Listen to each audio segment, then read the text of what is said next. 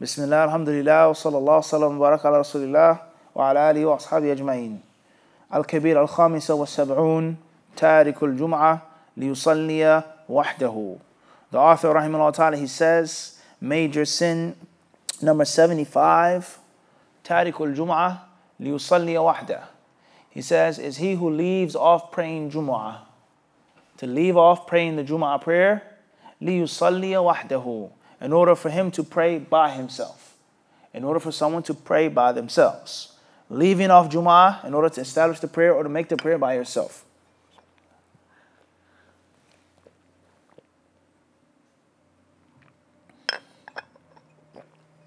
Now, when he says here, liyusalliya wahdahu, he says in order to pray by himself. One may understand, Talib, if a man doesn't go to Jum'ah, not because he wants to pray by himself, but he just doesn't want to go to Jum'ah, or he's busy or far, then it's not included in this. One may understand this. So the question is this هل هذا القيد مقصود ولا خرج مخرج الغالب أو لا يعني غير مفهوم لا مفهوم لها هو قيد تارك الصلاة ليصلي كذا تارك كذا ليفعل كذا يعني غالبا الذي يترك الجمعة يصلي وحده ولا يعني أنه إنما ترك الجمعة من أجل أن يصلي وحده. فإذا تركت الجمعة لا بنية الصلاة لوحدي لا أدخلها تحت هذه الكبائر. فهمنا هذا الشيء؟ فهمنا أم لا؟ شيخ يوسف أنتم معنا؟ طيب. The author, he says, Safras, he says, he who doesn't pray Jum'ah for what? لِيُصَلِّيَ وَحْدَهُ. In order for him to what? Pray by himself. So is it proper to understand, if I don't pray Jum'ah for another reason, that I'm not what? Included in this. Or did the author mention that, meaning in most cases, somebody doesn't pray Jum'ah and they pray by themselves. Or somebody doesn't pray Jum'ah, he leaves off Jum'ah with any other intention. But this is just one of the instances in which a person will not make Jum'ah. Everybody understand this? There's a huge difference between the two rulings now. Pay close attention. There's a huge difference between the two. All right, the hadith in which the Prophet ﷺ spoke about, let's say, for example, a woman wearing perfume. Okay, and it says, أَيُّ مِمْرَأَةٍ, it says, any woman that puts on perfume and passes by the majlis of men, a sitting of men, a gathering of men, لِيَجِدُوا رِيحَهَا, in order for them to enjoy her fragrance, enjoy her sweet smell, فَهِيَ كَذَا وَكَذَا. He says, then she's like this and she's like that. And some narrations state that some of the narrators, maybe Abu Musa or others, they said, يَعْنِي زَانِيَةً, that she's a fornicatress. As if the Prophet said she's a fornicatress. She wears perfume for men to smell her. So does this mean that if a woman puts on a bottle of perfume and goes outside just because she likes to smell good, and she doesn't necessarily want men to smell her, that she's not included in a hadith? Or does it mean that in most cases when a woman puts on perfume, goes outside, and 9 out of 10 times she's going to encounter men, and she wants them to smell how nice she smells, or to enjoy how nice she smells? Everybody understand this? There's a world of difference between these two rulings. Everybody with me or not? It's two different rulings now. One may say, I didn't do that because of that. That wasn't my what? Intention. I just put on perfume just to do it. Everybody understand this? Or is it meant that that's what happens in most cases? Or that is one of the scenarios of women putting on perfume. And it doesn't mean that the ruling is restricted just for men to smell her perfume. Everybody understand this? Pay close attention. This is a world of difference that many Muslims, they misunderstand this. They'll read a hadith, they'll read something and says, I was not my what? Intention. I don't wear high heels for men to see me. I wear high heels because I like to wear high heels. It makes me feel good. It makes me feel confident. I like the way they sound. If that's even true, if that's true, that's a debate in itself. Who are you wearing high heels for? For yourself? What do you wear in the house? Or when you're on vacation, or you want to feel comfortable, what do you wear? You wear high heels or you wear flip-flops? What's the comfortable slipper or shoe? But let's say for argument's sake, no problem. That does not mean that it's permissible to do that because a person says that's not my what? My intention. That's not necessarily the proper understanding of the text. So it says, Tariq al-Jum'ah faqat. He who doesn't pray what? Jum'ah, without an excuse. Whether he does it with the intention of praying by himself or not. Everybody understand this? Everybody clear on this? This is a golden rule to understand many, many texts. Khayran, inshallah.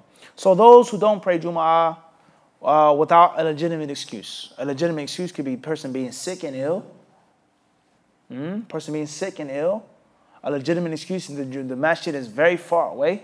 A person doesn't have necessary travel, means of travel. It's a hardship, it's a difficulty. I don't have the money to pay for the cab fare. A person, an excuse for Jum'ah, a woman doesn't have to pray Jum'ah.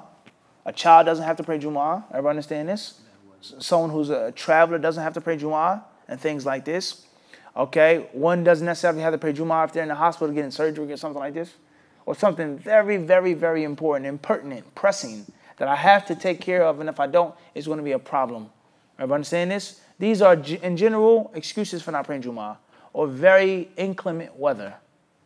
Very inclement weather. Not a little bit of rain or a little, no, but it's raining. It's dangerous. It's a hardship. It's really, really bad traffic when it's raining. Everybody understand this? It's snowing considerably. It's very cold outside. And I don't have the necessary low temperature fuel or antifreeze or whatever the case may be. Everybody understand this? These types of things like this. And if that's not the case, then a person to leave off Jum'ah and the masjids are in his vicinity, then that's a huge what? Huge problem. Khairan, inshallah. So that's first and foremost. Secondly is it just impermissible to leave off Jum'ah, or does a person have to leave off Jum'ah what? 3 times consecutively? Or is it just once with the intention of not to make Jum'ah without a valid excuse? Everybody understand this? Khairan, inshallah. The author, he says, عن ابن مسعود رضي الله عنه أن النبي صلى الله عليه وسلم قال لقوم يتخلفون عن الجمعة لقد هممت أن آمر رجلا يصلي بالناس ثم أحرق على رجال يتخلفون عن الجمعة بيوتهم أخرجه مسلم. He says here, listen very carefully to this hadith. The author says,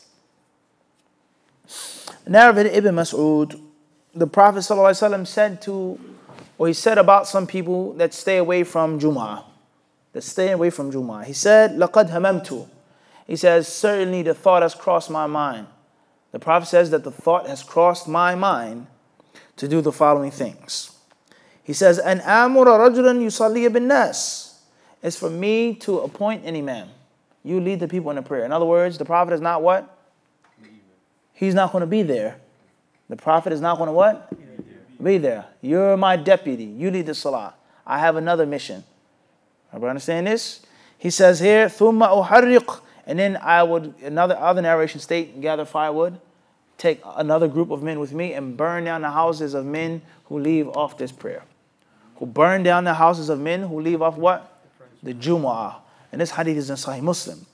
And there's a very interesting concept here, whereas this narration that the author quotes says Jumu'ah. And other narrations just state what? The congregation. The congregation in general. Now, we're not going to get into that right now. Is this a mistake? Is the author made a mistake? Is it an extra addition in Sahih Muslim? We're not going to get into that right now. Al-Muhim is that he says here, is that those who do not make Jumu'ah, the Prophet, he thought about what? Burning them alive. Or having the houses fall down and collapse upon them, or having them die from smoke inhalation. It's a big fire. You can't get out. The roof falls down. Imagine a house that's made out of mud or date palm tree. The roof, the smoke. He had the intention of burning the houses on them for not praying what? Jumu'ah. So this hadith that the author quotes with this wording in this version here proves that not praying Jumu'ah without a valid excuse is a what? Major sin. A sin so major and so dangerous the Prophet thought about destroying their property and maybe even taking their lives. But for sure, at least destroying their what? Property. Everybody understands? At least destroying their property.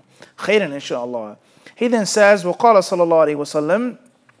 The Prophet ﷺ, he also says here,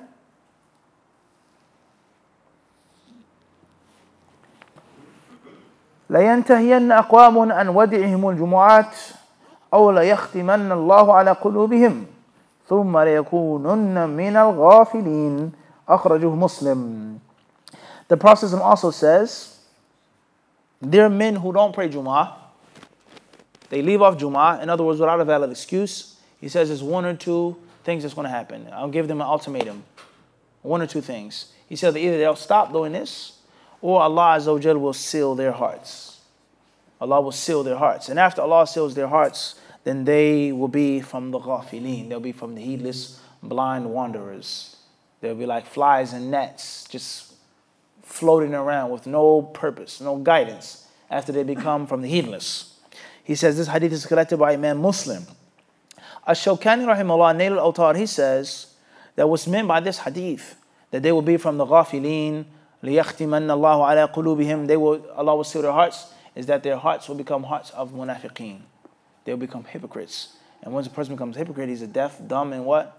Blind individual. وَلَا حَوْلَ وَلَا قُوَّةَ إِلَّا بِاللَّهِ. The next hadith the author mentions, he says, وَنْ أَبِي الْجَعْدِ الضَّمْرِي أن رسول الله صلى الله عليه وسلم قال من ترك ثلاث جمع تهاونا طبع الله على قلبه إسناده قوي أخرجه أبو داود. He then mentions the narration of Abu al-Ja'd al-Damri, who says that the Messenger of Allah صلى الله عليه وسلم said, any man who leaves off three consecutive Jumu'ahs without an excuse, of course, he says tahawunan, out of laziness, out of lethargy, just not caring. So what? Big deal. 3 consecutive Jumu'ah, he says Allah will seal his heart. His heart will become sealed. And this hadith is collected by Imam Abu Dawud, and his chain of narration is authentic. The last narration in the chapter, the author says, وَعَنْ حَفْصَةَ رَضِيَ اللَّهُ عَنْهَا عن النبي صلى الله عليه وسلم أنه قال رواه الجمعة واجب على كل محتلم رواه النسائي. Narrated Hafsa رضي الله عنها, the Prophet says going to Jum'ah is mandatory upon each and every pubescent Muslim. Each and every Muslim who is of age, going to Jum'ah is mandatory. And this hadith has been collected by Imam An-Nasa'i. That's the end of that chapter. May Allah protect us from leaving off Jum'ah and making that sin. This is a very long topic in the Muslim world today with regards to family members, brother, mother, aunt, uncle, cousin, people that don't ever pray Jum'ah. Never. You may have a parent or uncle you never ever saw pray Jum'ah your whole life. He took you to the park, you went to a barbecue with them, a Eid party with them, you did this, you did that, you went fishing with him, you went hunting with him, but you never ever saw him go to Jum'ah. Or people that you work with. His name's Ali, his name's Ahmed, his name is whatever name he has of the Muslim names, but he never ever prays Jum'ah. I'm not going to go to this week, you go ahead, I'll catch up. I have a lot of work to do at the office. Oh yeah, it's very busy day to day in the shop. So we need to tell these brothers and these sisters about these hadiths and the danger of not praying Jum'ah. Are you a Muslim? Are you a munafiq? Is your heart sealed? Why don't you want to go to Jum'ah? Listen to the khutbah, get the rewards, make the salah, see your brothers, sit. It's a Eid, a festival of the Muslims. Why do you want to go to Jum'ah? And if you can't make it this week 3 times in a row, that proves a supreme amount of disrespect. May happen once, twice is pushing it. But 3 weeks straight, that's a clear proof that you just don't care. Everybody understand this? First time was an accident. Naam, perhaps. Second time was a pattern. Third time is a program. That's what psychologists say. First time a person does something, whether it's accident or not, chance, whatever you want to call it. Second time it's a pattern, a habit. And the third time someone does something consecutively, then that proves it's a what? It's a mental program. This is what I like, this is what I don't like. So if you leave off Jumu'ah, and that's almost an entire month, that shows something is seriously wrong with your iman, if you even have any iman left. That's one aspect. Another aspect is how many Muslims only come to the masjid for Jumu'ah, and the rest of the week they totally abandon the masjid. Where are all of these Muslims coming from on Jumu'ah, where it's packed? It's no space, it's nowhere to sit down. But Fajr, Dhuhr, Asr, Maghrib, any other time, what? You can pray in your own row by yourself if you wanted to. You can lay out, you can do whatever you want to do in the masjid. Kids can run around, it's tons of space. So where are the Muslims coming from? Is there a shortage of Muslims here? Of course not. And the proof that there isn't a shortage is what? It's Jumu'ah. Everybody understand this? Or one may say, well, people are sleeping, or people are tired, or people have to work. So the only time they get the chance to go off, or get off, or take a break is one day out of the week. And they're working all of those other hours and days, the other 6 days out of the week. That's something that's very, very, very hard to conceive. That's hard to what? Conceive. You may be far from the masjid. I work in Manhattan. I don't live near the masjid, but all 5 for 6 days straight. And you only become conscious, you only become aware of Allah and His Rasul and the masjid for what? One day. There are reasons behind this. Some of these reasons is the ignorance of many Muslims about the Jama'ah prayer. Some of them don't know that it's mandatory. Some of them don't know. It's the sunnah of the Prophet ﷺ. It's what he encouraged. It's what he did. It's what he practiced. Or some of them may only focus on this. And this thing is nailed down so far into their minds. Jum'ah, Jum'ah, Jum'ah, Jum'ah, Jum'ah. Don't leave off Jum'ah. That it pushes them away from what? And this is important. This is reality. And that's another extreme. Jum'ah is important. Jum'ah is important. Don't miss 3 Jum'ahs. And also the what? The daily Jum'ah. You get sick, you oversleep, you get busy, you go to the hospital. Smash it. But 6 days straight, you only come to see the believers and the Muslims what? Once a week for half an hour. And then you complain if the khutbah is too long. You complain if the salat's too long. You complain if it's too crowded. Somebody blocked me in the carway. Your iman is not right. There's no way that you can have strong love of Allah and His Messenger and you want to stay away from the house of Allah subhanahu wa ta'ala.